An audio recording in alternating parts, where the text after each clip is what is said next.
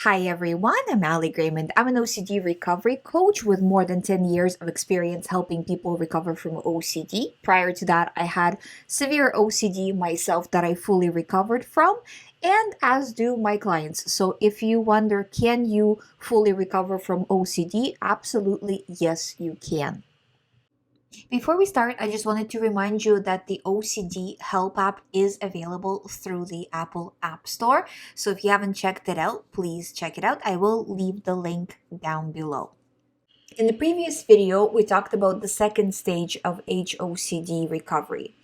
Just to recap, in the second stage is where the bulk of recovery work happens. So the person starts to understand how recovery works, about ERP, how OCD gets stronger, how OCD gets weaker. They practice ERP, and towards the end of the second stage, they are very focused and steadily doing ERP.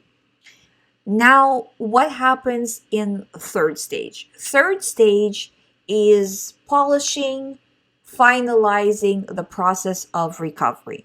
This is where a lot of the times the anxiety will be very low. So the bulk of the work is done in the second stage, the last part of the second stage, where the person is just continuously doing exposures, disregarding over and over again. So when you get to the third stage, it's just finalizing.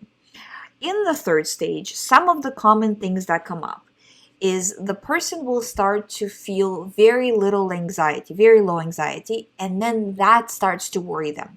Why I'm not anxious? What does this mean that I'm not even anxious? Before I was anxious towards these HOCD thoughts. Now I'm not even anxious. What does that mean? What if it means that I'm actually changing, right? Those are some common OCD fears that come up, and that doesn't mean that. It just means that you are reducing anxiety as you should to an irrelevant thought that has nothing to do with you. Um, Another question people might have is, why are the thoughts still here? I've been doing all this recovery work, but why are the thoughts still here? Again, because even though you have been doing a lot of recovery work, you still also have been previous to that ruminating a lot. So it's just going to take a little bit of time. I do suggest, and again, this is one of the reasons why I created the app, is that you start to see how many red days you had each month. Red days meaning days when you were doing really bad. And as you are tracking this in the app, you start to see, well, okay, yes, last month I had, say in the beginning stages it's 30 bad days, then stage 2 maybe you start out with maybe 20 25, let's say, bad days, so almost all of them. By the time you end stage 3, you might be in something like maybe 10 bad days a month, and then that's where you enter into stage 3, is maybe with like 10, maybe 5, 10 bad days a month. But on those bad days, you might question, well, why are they still here? Why am I feeling this? And you're just on this journey of recovery. That's all. So you were in a really bad state. Now you are finishing the process, but the thoughts are still here. Yes, you have low anxiety, but the brain is just, it's just trying to throw it at you still to get you into a reaction, but it just doesn't have that power behind it because the person is not powering it up anymore. So in this stage, it's important not to fall into OCD about OCD, worrying, what if I'm not doing this process correctly? What if I never recover? What if the thoughts will come back? What if the reason why I don't feel anxiety is because these thoughts are real? All of that is classic OCD thoughts. None of them are true. They're classic OCD thoughts. Don't fall into it. You have to stay strong and disregard these last things that your brain just trying to throw at you to get you into a reaction. And continue to track how much time you are spending ruminating, reducing that time. I always talk in all my videos, pretty much for the last few years at least. I've been doing these videos for, I think, about 10 years, believe it or not. This tracking the time is so important. Disregarding and tracking the time. Not tracking the time like math, but tracking the time How much time did you spend ruminating about anything that had to do with HOCD in any way whatsoever?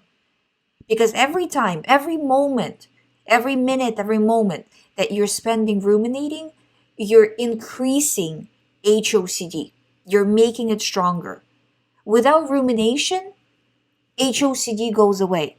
It's your rumination that's keeping it there, and compulsions. We will talk about compulsions about when it comes to HOCD in separate videos.